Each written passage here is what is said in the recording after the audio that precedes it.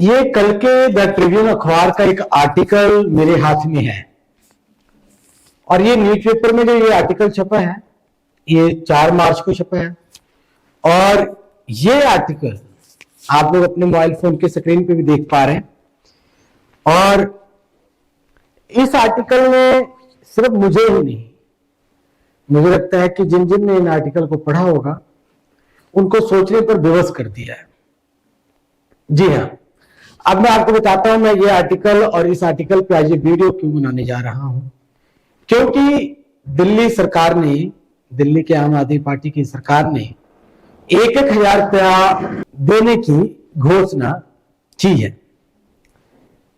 उनको देख करके सुक्खू सरकार ने हिमाचल प्रदेश में महिलाओं को 1500 रुपए पेंशन देने की घोषणा कर दी है 18 वर्ष से ऊपर की।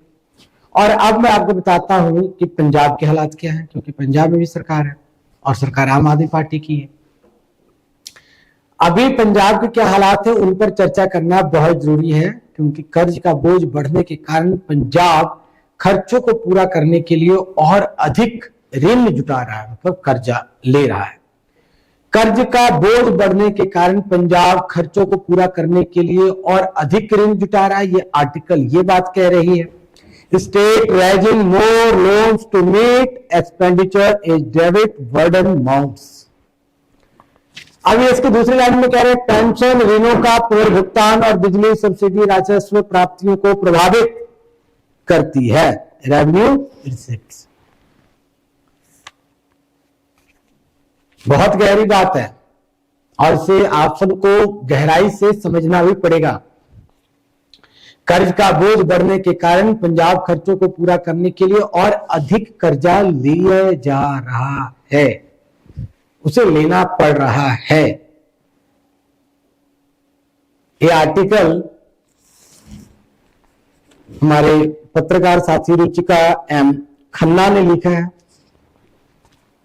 और बहुत मेहनत की है उन्होंने ये आंकड़े जुटाने में। और अब हम सबका फर्ज बनता है कि हम इनकी मेहनत पर पहरा दें। इस आर्टिकल को आप जब पढ़ेंगे ये स्क्रीन पे भी, तो पंजाब का सार्वजनिक ऋण जो है चरम सीमा पर बढ़ता जा रहा है, इस हद तक कि राज्य को अपने खर्चों को पूरा करने के लिए अधिक कर्ज जुटाना पड़ रहा है। क्योंकि वेतन, पेंशन, ऋणों की अदायगी और बिजली सब्सिडी की प्रतिबद्ध, मतलब कि जो पक्की देनदारियां हैं उसकी राजस्व प्राप्तियों को प्रभावित कर रही है। परिणाम स्वरूप राज्य सरकार के पास कोई भी बड़ा विकास कार्य करने के लिए बहुत सीमित धन उपलब्ध है, मतलब धन अपार मात्रा में नहीं उपलब्ध है। अब ये कहते हैं कि जो द ट्रिब्यून के पास उपलब्ध आंकड़ों के मुताबिक अप्रैल 2022 और जनवरी 2024 के बीच पंजाब का कर्ज 59,994.29 करोड़ रुपए बढ़ गया है। 2022-23 में राज्य के पहले से ही बढ़ते कर्ज के बोझ में 30,899.81 करोड़ रुपए का कर्ज जुड़ गया, जबकि 29,094.48 करोड़ रुपए का कर्ज हो गया। इस चालू वित्त वर्ष के पहले 10 महीनों में सरकार द्वारा जो लिया गया कर्ज है वो ये है। अब मैं आपको बताता हूं कि आर्टिकल आगे क्या कह रही है। ये आर्टिकल कह रही है कि जैसा कि राज्य सरकार मंगलवार यानी आज 2024-25 के लिए अपने बजट प्रस्तावों की घोषणा करने की तैयारी कर रही है, राजकोषीय संकेतक बताते हैं कि पंजाब पर कोई बकाया कर्ज मार्च 2022 में 2.73 लाख करोड़ रुपए से बढ़कर जनवरी 2024 तक 3.33 लाख करोड़ रुपए हो गया है। आरबीआई की हालिया रिपोर्ट के मुताबिक जीएसडीपी अनुपात 47.6% है, जो देश में दूसरा सबसे ज्यादा है। आर्टिकल कह रहा है कि 2021-22 में इस बकाया ऋण पर ब्याज के लिए भुगतान किए जा रहे 18,909.39 करोड़ रुपए से 2023-24 पर भुगतान किया जाने वाला ब्याज 22,000 करोड़ रुपए होगा, जिसमें से 15,702.68 करोड़ रुपए का भुगतान अप्रैल 2023 से जनवरी 2024 के बीच किया गया है। अप्रैल 2023 जनवरी 2024 तक कुल राजस्व प्राप्तियां 69,490.29 करोड़ रुपए है। इस कमाई का 22.59% केवल ऋण पर ब्याज का भुगतान करने में जा रहा है।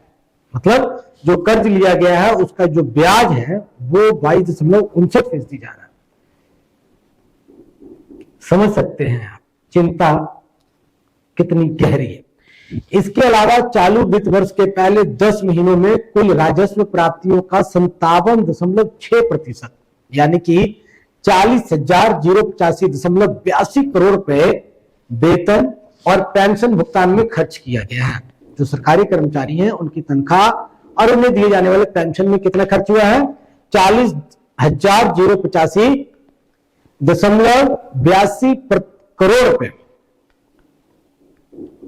अब मैं आपको आगे बताता हूं।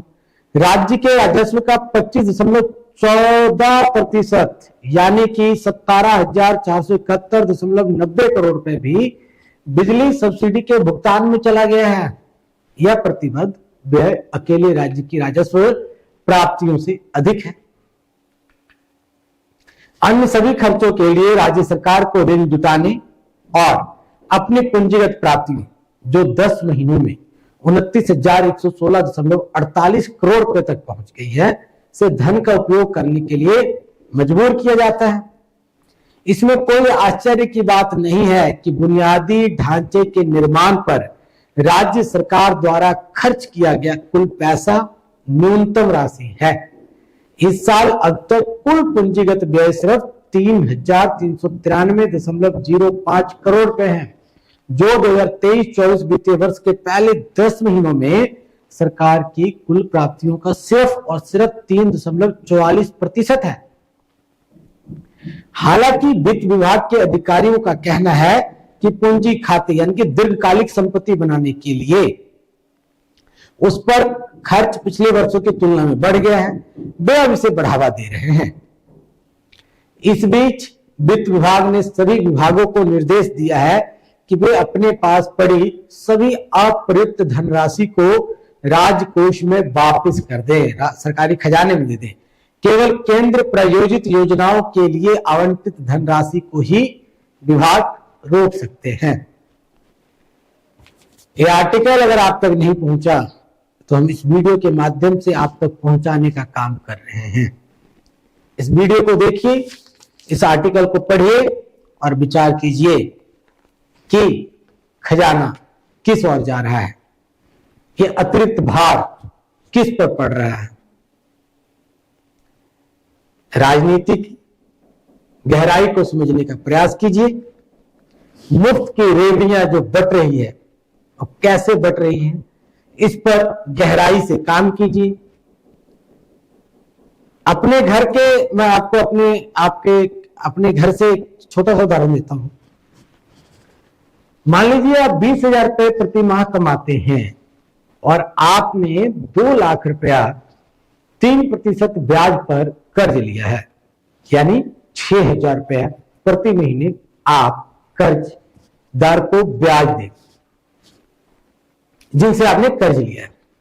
तो 20,000 रुपया आप कमाते हैं और उसमें से 6,000 रुपया अपना जो 2 लाख का आपने लोन लिया था उसका ब्याज चुकाते हैं। 3% के हिसाब से बात करें तो आपकी आमदनी कितनी रह गई? 14,000 रुपया।